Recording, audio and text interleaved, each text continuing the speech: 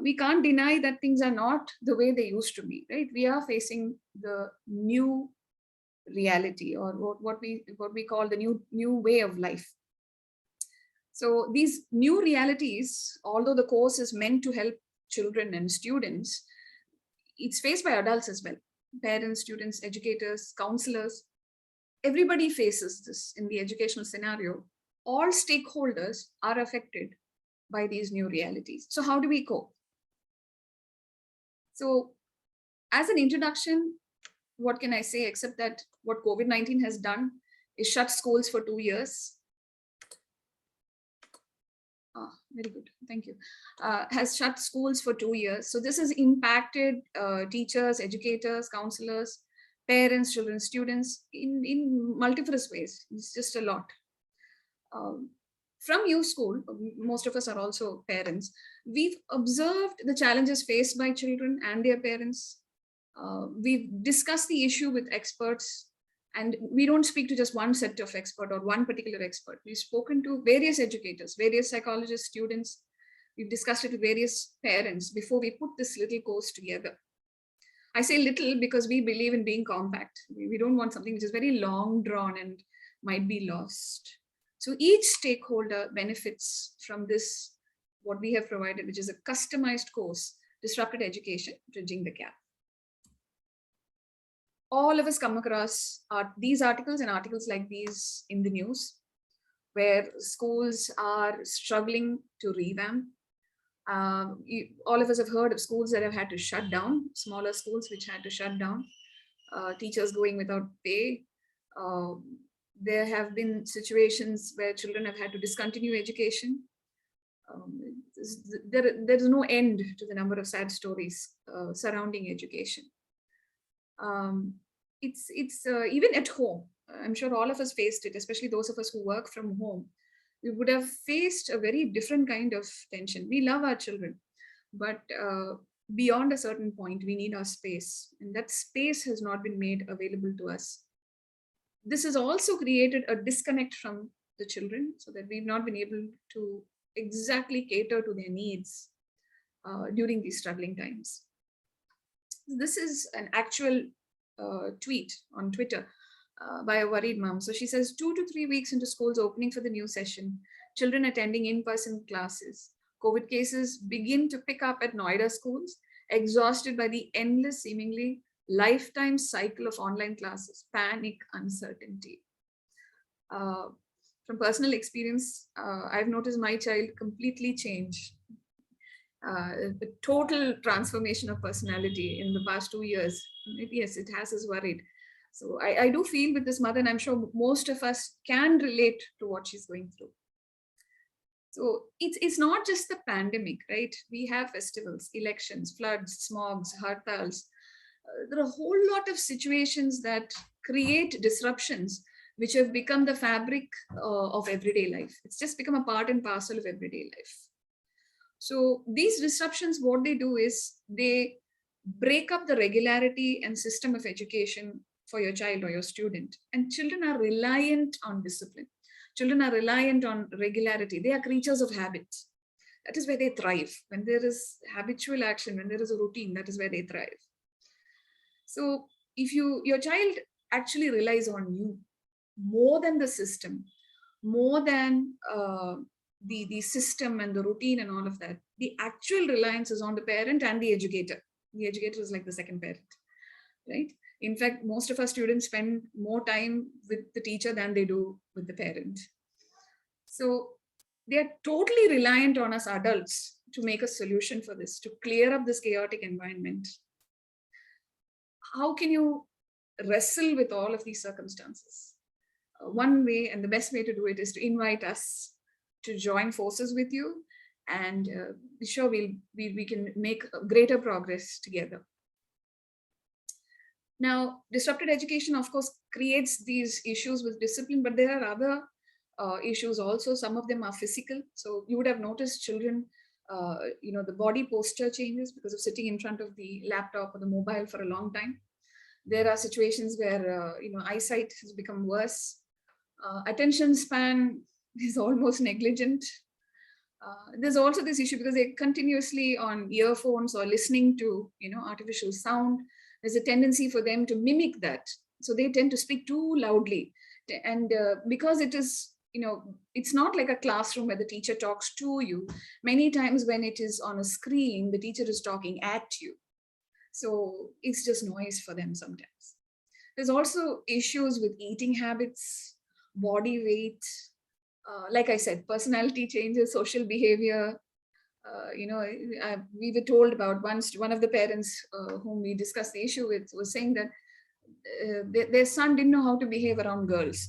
He was frightened of girls because, he hadn't seen a girl for 2 years. So going back to the school, going back to the playground, he didn't know how to, he didn't understand this particular side of the species. A lack of openness about personal life, especially teenagers tend to close up, and now they're starting to find friends on a global level, because the internet connects everybody. And then, of course, the biggest worry for all parents and educators, social media addiction. The problem doesn't stop there. What happens when a child has got his entire classroom on a mobile the entire time? And then they go back to school. It's very difficult for them to accommodate everything that's happening around them. Earlier, it is them in a room, probably with one other sibling or maybe parents or someone, but it's, the focus is, you have to focus on a fewer number of things. But when you go to the classroom, it's a new array of situations that he has to face. So that is one issue. We also, have this issue where there are certain areas where they have low connectivity. We have people coming from the lower income strata who may not have, the availability to electronic devices. What happens to these children? How can we help them? When it comes to these kind of children, especially the ones belong to the lower economic strata, I believe educators have to take the upper hand. We are the ones who can help because the parents are pretty much helpless.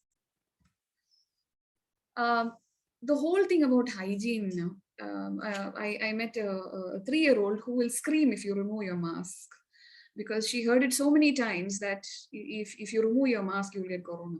So anytime anybody wants to remove their mask, she'd start screaming.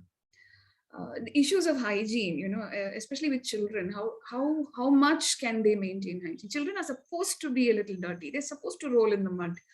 They're supposed to sweat, and they're supposed to play in groups, and this kind of it's broken what is their norm, and then this new norm is something which is just not doable. To continue, I spoke about eating habits. So generally, when children are learning at home, they've learned all sorts of tricks, right, to manage, manipulate. Even if the camera is on, they know how to manage, to fool the teacher or anybody. And so they can jump out for a snack or a drink or something and come back in between. There's no specific, breakfast time, break time, lunch break. That is missing. So what happens to these children is they go to the classroom and then they're eternally hungry because they're so used to munching on something when they feel like it that they're eternally hungry. And we all know that hungry kids don't make good learners. What about making friends and socializing? It's almost like a complete new exercise to teach a child to be polite when they see a stranger, to say hello, to say thank you. It's a whole new exercise. I don't know where you all are from, but if you're living in a township or if you're living in an apartment complex where there are a lot of kids, there are a lot of people to see and meet, probably your child or your student has not suffered so much. But when you look at scenarios where children live in independent houses, probably away from the city, a little bit, towards the outer part of the city. If your child is a single child, there are greater issues with socializing. Like I said, attention span. it's not easy for a child to focus when all of a sudden there's a whole new array of factors to deal with. There are also these kids, because after class 6, all of a sudden they're joining in class 9. And we know biologically, children, that's a big leap, and they all of a sudden they're adolescents entering the classroom. How do they handle it? Do they behave like a 6th standard student? Do they behave like a 9th standard student? It's really tough to make that transition without actually going through the transition. And it's illogical for a parent or an educator to actually expect the child to behave differently. It would be wrong on our part to do that. This is our solution. Our solution is disrupted education, bridging the gap. Here we believe that all these issues and more are dealt with in a very concise manner, so that there's not a lot of rolls and rolls of gyan. It's practical pointers that you can use. This is disrupted education. We call it DEB for short. And I guarantee you that every question you might have regarding this whole scenario will be answered. We have our subject matter expert, Lamia Bhagavala. Like I said, we've collaborated with a whole population of people, but Lamia is the facilitator of the program. So what are we doing through DEB, through disrupted education, bridging the gap? What we want to give is specialized guidance. Number one, familiarize you with the different dimensions of your child, physical, mental, and emotional.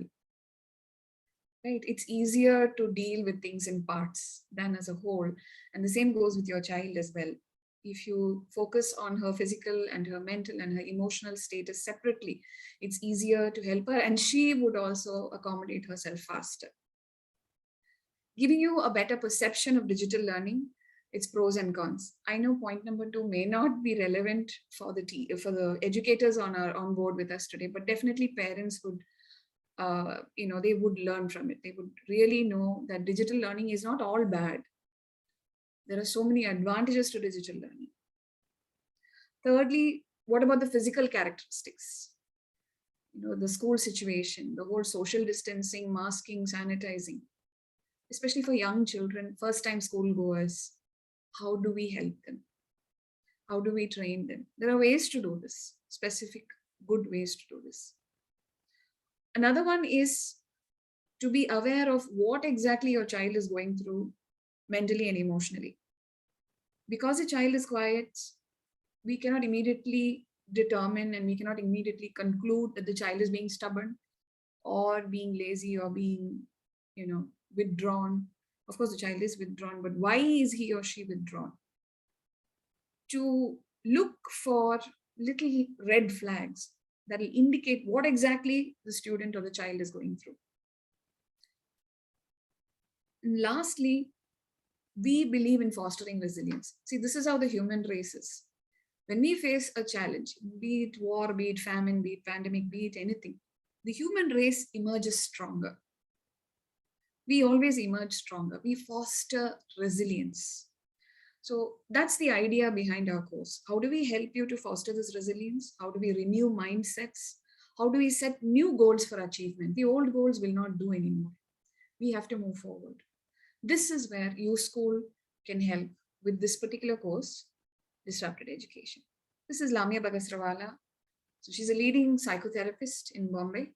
She's an education facilitator. She's written several articles on mental health in adolescents, in school systems, and communities.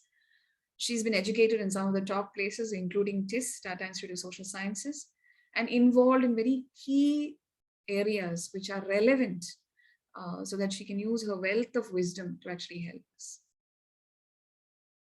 This is a promotional video. Would you let me know if you can, Naisi, would you help me please? If the sound, just let me know if the sound and everything is okay, all right?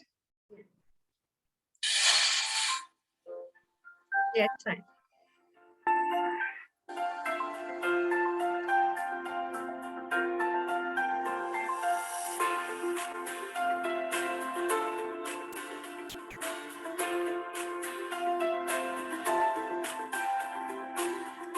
Bhagavala, and I'm your host for this course from U School called Disrupted Education, Bridging the Gap.